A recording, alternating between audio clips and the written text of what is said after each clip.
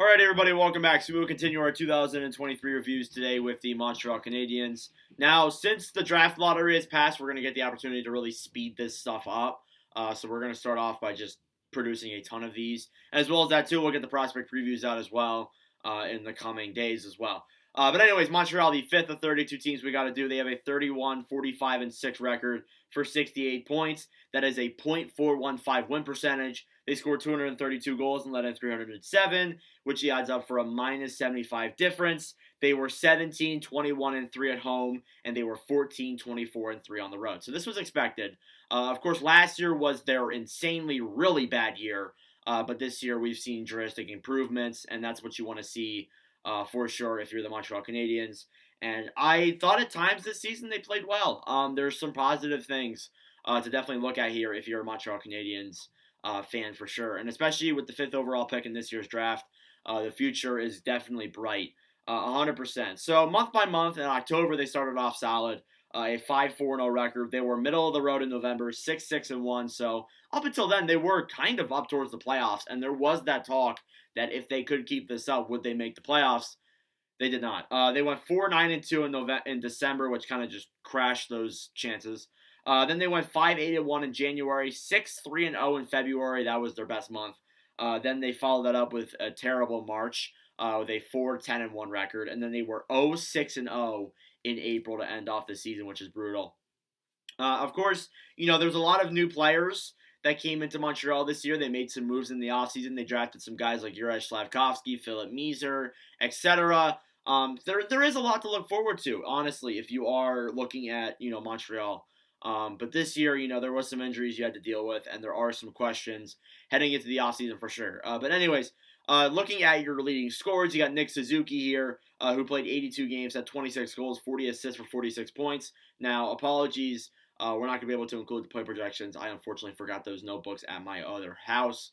So, yeah, that's my fault. But yeah, Suzuki played a solid year, played a full 82-game season. Not many players on the Canadiens did that. In fact, looking at all these players they have listed here, he's the only one to play a full season in their top 10 scores. Then you got Kirby Dach, who, of course, came in the draft and definitely was given a better opportunity in Montreal, I feel like, than Chicago. And he's played better. And, I mean, look, 38 points in 58 games played, which is 14 goals, 24 assists, is middle of the road. But for a guy like Dach, who was a 3rd overall pick, and his expectations were already really low heading to Montreal, I don't think it's too bad. And definitely a guy they want to keep around for sure. Then up next, you have Cole Caulfield, who unfortunately got injured halfway through the season. 46 games played, 26 goals, 10 assists for 36 points. Played a really solid season when he was on. He was scoring at a really alarming rate. And there is still that stat of where he has 200 goals in 199 games or something like that. And since the coaching change too last year, he's played really well. So definitely he's a really positive factor to look at. However, we'll get into him in a little bit. Then you got Mike Hoffman, 67 games played, 14 goals, 20 assists, 34 points. Hoffman, of course, in that second year of that contract, not terrible, but missed some time. Then you brought in Mike Matheson in that trade with the Pittsburgh Penguins for Jeff Petrie, and that seemed to be a really good move for Montreal. Matheson, 48 games played, 8 goals, 26 assists for 34 points. Matheson, of course, been a really solid defenseman. He wasn't that bad, honestly, with Montreal, in my opinion. Then you got Josh Anderson, 69 games played, 21 goals, 11 assists, 32 points. Again, one of the most popular videos in this channel's history is when he signed that contract. Then you got Jonathan Drouin. Drouin, 58 games played, 2 goals, 29 assists for 29 points. When he scored, I thought hell froze over, honestly. Then you got Christian Dvorak, 64 games played, 10 goals, 18 assists, 28 points. Defenseman David Savard, 62 games played, 3 goals, 17 assists for 20 points. And then last but not least, you have Jake Evans there to round out the top 10 with 54 games played, 2 goals, 17 assists, for 19 points. So, of course, there's some guys in there that were new, like Dach and Matheson.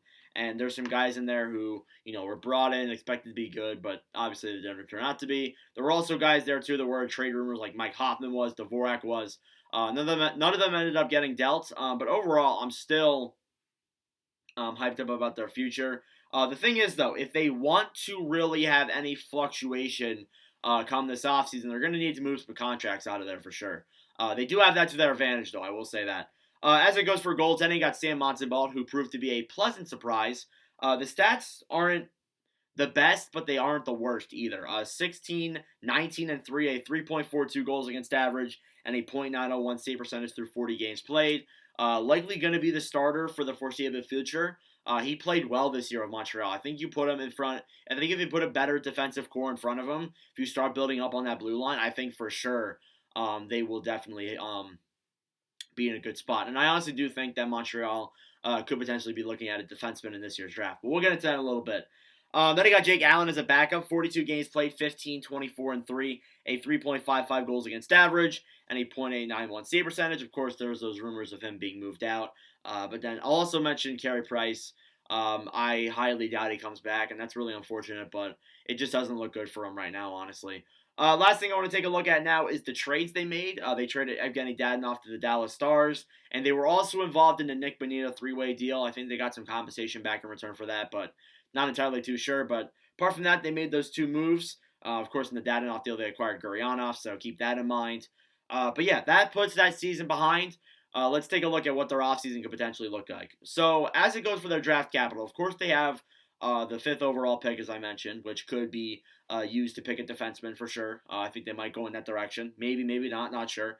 They also have another first from Florida, I believe, which I thought was going to be good for them, but it's not. 1 second, 1 third, 3 fourths, 2 fifths, 1 sixth, and 1 seventh. So they have some draft capital this year to build up that prospect pool. But yeah, they have the guys to do it. They have some guys coming up in the lineup, coming up in the system that I think are going to do really good for them, 100%. As it goes for UFAs and RFAs heading into the free agency realm now, according to Cap Friendly, they have $0 in cap space. However, when these guys get moved out, they will have some money to work with.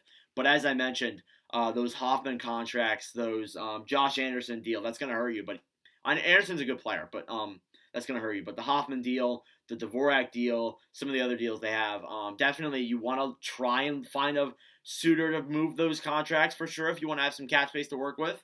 But they do have some UFAs that will help out with that. Jonathan Drouin being the main one. Then you have Alex Belzil, Chris Tierney, Sean Monahan, and Paul Byron. So there's some options there. Drouin's gone. He wants to stay, but I doubt he stays. You got Belzil, doesn't really matter. Tierney. Then you got Monahan, who they acquired last year. Actually, in the games he played, he wasn't too bad. If he comes back on a much lower contract, that could be something Montreal wants to do. But honestly, as of now, I'm not entirely too sure if they want to do that. And then Byron, he's probably gone as well. Now, the reason why I think they should have some cap space to work with is when you look at their RFAs. You got Dennis Gurionov, you got Michael Pezzetta, and you got Cole Caulfield. So, really, Gurionov I'm not too worried about. Pezzetta I'm not worried about either. Caulfield could be worrisome because, you want to have money to work with. I believe combined, I think Drouin's on a $5 million contract. Don't quote me on that, but I believe he is. So, Drouin leaving is going to give them $5 million to work with. If Monahan leaves, it's going to give them some money to work with. So they do have some time, and I haven't heard much of anything like close to an extension or anything like that, Habs fans. But I did hear that it could happen any day, so just be prepared for when it secretly drops. He'll definitely stay, though, for sure. But yeah, overall, I'm feeling pretty good about Montreal's offseason. I think this is the second year of their rebuild and the formative offseason that they'll have. And I think it will be a solid one for sure. As it goes for some of their future players, they have Philip Meeser, as I mentioned, Juraj Slavkovsky. Lane Hudson has looked pretty good. Underrated prospect, scored a nifty goal in the World Championships. Oh, man. Then you got Alex Ulovin and Nicholas Waugh as well. Or Josh Waugh. Sorry, not Nicholas Waugh. He's on that nice. But anyways, yeah, Montreal, I'm feeling good about their future. There's some bright spots ahead. 100% just this year and next year. They've been brutal, but I think next year could be the year where we start seeing some positive directions for sure. Especially if Slavkovsky can stay healthy and Caulfield stays healthy, I think they could contend for a playoff spot potentially, but I still don't think they'll make it. But anyways, let me know your thoughts down below in the comment section. Thank you all for watching. For iSports, I really do appreciate it. We have, I believe, the Arizona Coyotes is up next. But yeah, thank you all for watching, and I will see you guys in the next video. Adios.